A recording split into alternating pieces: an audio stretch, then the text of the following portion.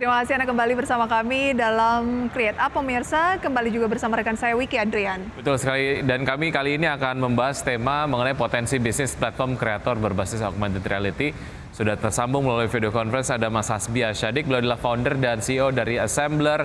Apa kabar Mas Hasbi? Kabar baik Mas Wiki, halo semuanya, selamat Terima pagi. kasih sudah bergabung bersama kami. Saya langsung aja Mas Hasbi, apa sebenarnya augmented reality dan bagaimana hal ini berbeda dengan VR atau virtual reality? Baik, teknologi augmented reality ini adalah sebuah teknologi yang menggabungkan digital object ke dalam dunia nyata. Nah, di mana kita dimungkinkan untuk menunjukkan sebuah informasi berbentuk 3 dimensi, di mana kita bisa berinteraksi langsung dengan objek tersebut.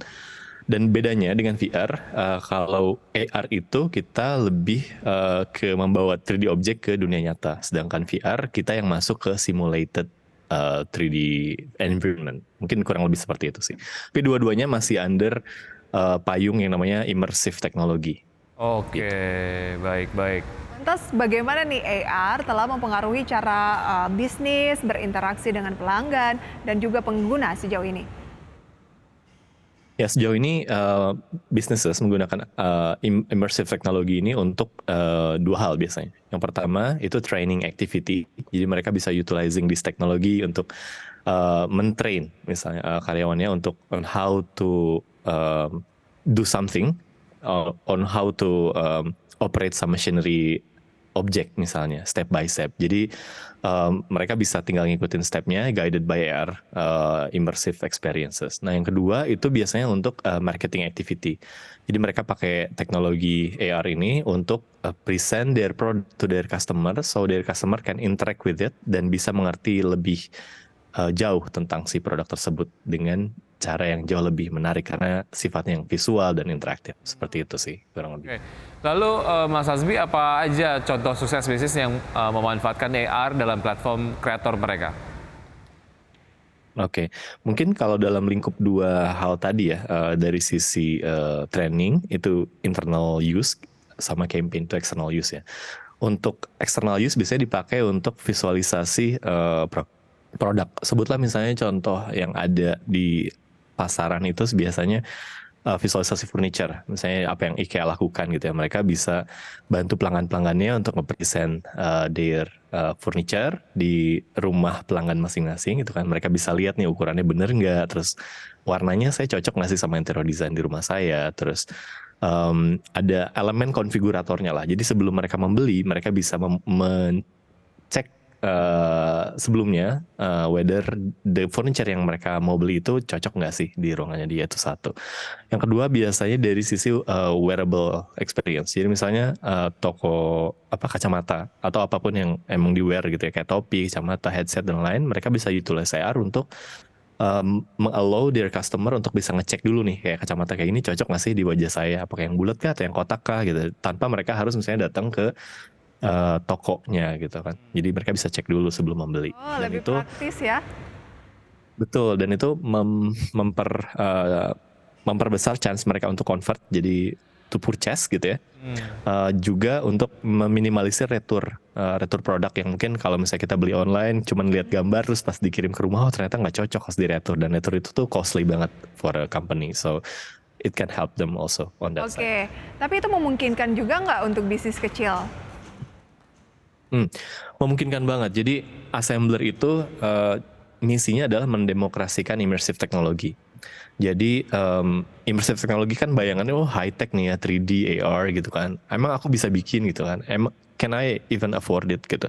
Nah, misinya Assembler adalah simplify those complications.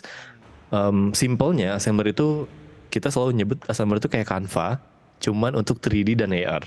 Canva kan kebayang ya, kita bisa bikin desain, drag and drop, and then you can publish it within minutes. Same with Assembler. Jadi Assembler pun platformnya drag and drop base, 3D asetnya udah kita sediakan, atau misalnya kalau businesses punya 3D model mereka sendiri, sebutlah misalnya mereka punya sofa, lemari, mesin, atau apapun itu yang emang mereka jual secara physical, mereka bisa import itu ke dalam Assembler dan diubah itu jadi bentuknya 3D interaktif. Nanti Oke. bentuknya keluarannya bisa AR atau bahkan di embed di e-commerce gitu. Jadi kok calon customer tuh dia bisa lihat dalam bentuk 3D gitu Ya, dari berbagai menarik sisi sekali. gitu. Lalu apa yang membuat AR ini menjadi alat yang kuat untuk pemasaran dan promosi bisnis? Ini kita akan lanjutkan usai jeda berikut ini ya Mas Hasbi ya. Dan pemirsa tetap bersama kami, usai jeda kami akan segera kembali. Terima kasih Anda masih bergabung bersama kami dan kami masih berbincang bersama Mas Hasbi Asyadik, beliau adalah founder dan CEO dari Assembler. Apa yang membuat AR ini menjadi alat yang kuat untuk pemasaran dan promosi bisnis, Mas Hasbi? Sure. Ini karena AR itu memiliki elemen visual ya.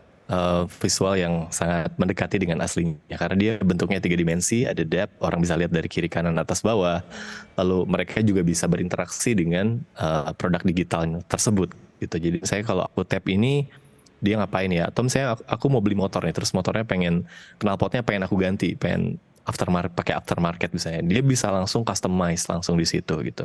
Dan di situ pun bisa dikeluarin tuh langsung kayak gambaran harganya tuh bakalan berapa dan lain-lain. Dan itu semuanya dimungkinkan dengan Assembler Studio. Makanya kita pengen mendemokrasikan AR ini supaya banyak sektor bisa utilize immersive technology untuk ya running their bisnis, karena emang ya elemen promosinya tuh karena visual jadi quite strong gitu. Oke, kayaknya pelaku bisnis di Indonesia juga sudah cukup common ya dengan AR ini. Sudah berapa banyak? Kemudian kabarnya juga sektornya yang paling dominan justru pendidikan ya, Mas Hasbi? Ya, surprisingly. Jadi since COVID itu user Assembler itu naik secara signifikan di sektor pendidikan. Jadi banyak teachers dan student itu pakai Assembler untuk bikin interactive Berapa presentations. banyak, Mas? Untuk sekarang itu sekitar 500.000 unique user dalam setahun, dan dari Indonesianya itu ada sekitar 310 ribuan. Kalau di pendidikan tuh sistemnya kayak gimana, singkat saja? Oke, simpelnya kayak Canva sih. Jadi Assembler bisa dipakai untuk menjelaskan sebuah subjek, mostly itu subjek science gitu kan, bisa memperlihatkan organ dalamnya si binatang tertentu, bisa melakukan simulasi dan lain. Jadi ini menolong teachers dan student untuk belajar satu materi jadi jauh lebih mudah dan lebih menarik gitu, dan interaktif. Baik, tantangan untuk bisnis ini apa sih, Mas Hasbi? Currently itu market education sih, karena walaupun emang teknologinya udah exist sejak lama, tapi sebenarnya in term of majority adoptions itu masih jadi challenge, karena itu tadi untuk bikin immersive content itu susah. Makanya kita positioning ourselves to solve that problem. Jadi untuk kita bakal benar-benar simplify the process. You don't have to understand on how to create 3D model, how to do the code gitu ya, semuanya drag and drop. Dan itu hoping that itu bakal bisa ngebawa immersive technology ini ke mass audience ya. Oke, Jadi lebih mudah begitu ya penggunaannya ya. baik. Berarti lebih ke edukasi, pengenalan lebih luas lagi, dan pengembangan teknologinya begitu ya?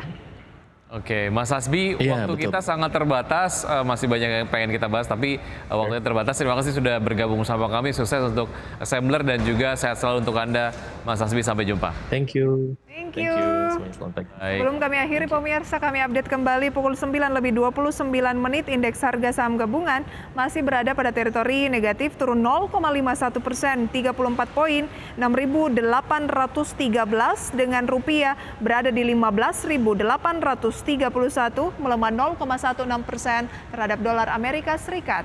Top gainer sejauh ini ada BKDP, kemudian ada ST, NICL, PCAR, LPPF, GTBO, Dewi, STRK, TRIS, dan SEMA. Top losers diantaranya adalah ada What gitu ya? ada Humi, Men, PAMG, OASA, GoTo, DOH, dan juga Mari. Oke, itu dia pemirsa deretan saham-saham yang menjadi top gainers dan losers pada pukul 9:29. 30 menit sudah ya kami menemani Anda di Create Up begitu ya. Dan saya Prisa Samudatu. Saya Wiki Adrian, Sampai jumpa. jumpa.